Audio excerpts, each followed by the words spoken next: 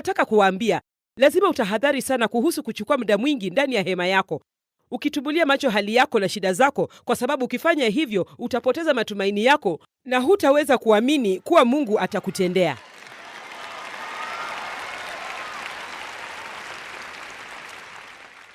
Hebu nikueleze, ikiwa nyumbani kwenu wewe peke yake ndiye uliyeokoka, unapaswa kuhakikisha kuwa una marafiki wa Kristo waliojazwa na Roho Mtakatifu ambao watakuhimiza na kukujenga, na uhakikishe kuwa unachukua muda wako na kukaa pamoja nao. Je, umenisikia? Usitazame kipindi changu wakati mwingine tu unapokiona kwa bahati na una muda. Hakikisha kuwa umetazama kila siku chakula cha kiroho unachohitaji kwa siku hiyo, na si kipindi changu tu, lakini cha yeyote atakayekufurahisha. Unazamia kwenye neno hilo, unatoka kwenye hema yako.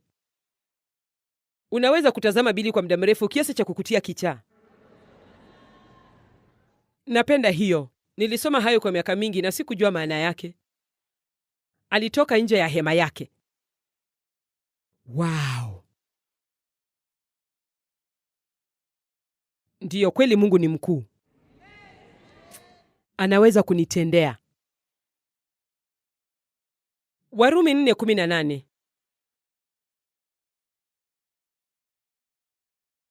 Abrahamu yuko kama sisi tu, alikuwa mtu aliyetaka kitu. Alilazimika kustahimili, alilazimika kungoja kwa uvumilivu, alilazimika kungoja kwa muda mrefu. Na alipokuwa akifanya hivyo, alilazimika kutoka nje ya hema yake mara moja ili kupata maono mapya. Kwa Abrahamu aliamini na kutumaini ingawa hali ilikuwa bila matumaini. Napenda maandiko haya. Alizidi kuwa na matumaini katika imani.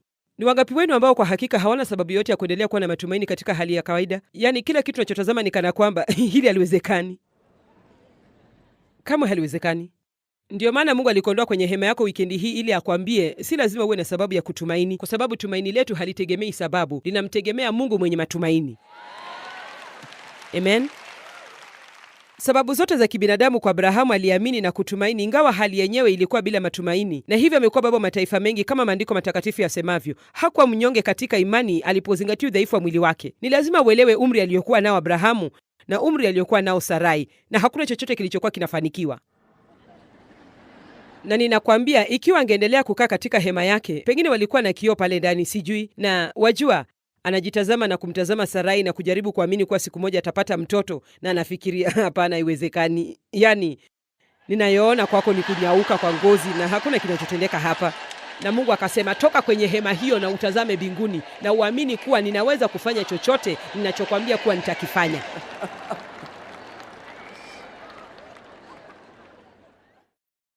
Ukitazama hali yako kwa muda mrefu sana, uko taabani.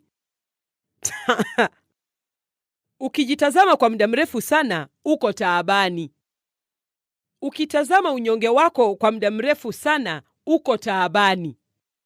Kutazama upande mwingine kando na mambo hayo kutakuelekeza kwa Yesu ambaye ndiye alianzisha imani yako na ndiye